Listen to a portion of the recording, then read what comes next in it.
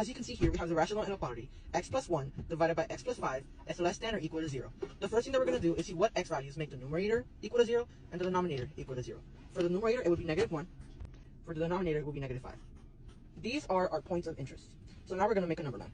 So now I have my number line. I have negative 5 and negative 1. And I also have a number bigger than negative 1, a number smaller than negative 5, and a number in between negative 5 and negative 1. The purpose of these extra numbers is to see if, for example, numbers bigger than negative 1 satisfy the equation, numbers smaller than negative 5 satisfy the equation, and if values in between negative 5 and negative 1 satisfy the equation. So now we're going to plug each one in and see if it's less than or equal to 0. X plus 1. So let's try negative 10. Negative 10 plus 1 is a negative, and so we're going to have a negative, and negative 10 plus 5 is a negative.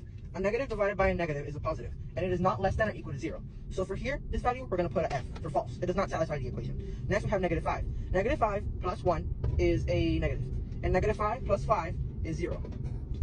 Remember, anything divided by 0 is invalid. It doesn't exist. So it's most certainly false.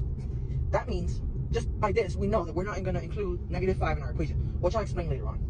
Now we have negative 2. Negative 2 plus 1 is a negative. Negative 2 plus 5 is a positive. A negative divided by a positive is negative, so it satisfies the equation. So it is true. Now we have negative 1. Negative 1 plus 1 is 0. And now we don't have to do anything else. 0 divided by anything is just 0. So for this value, it is true. Finally, we have 10.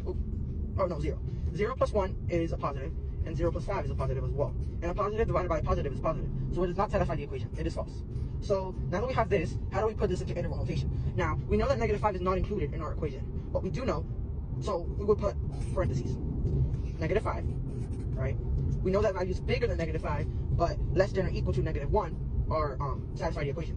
So we're going to put a comma, of course, negative 1, and we're actually going to put a bracket, because remember, when we use a bracket, we're including the value. So that means that bigger than negative 5 and less than or equal to negative 1 satisfy the equation. So if you need to take a screenshot, here it is. Our final answer is parentheses negative 5, comma, negative 1, bracket. I hope this helped.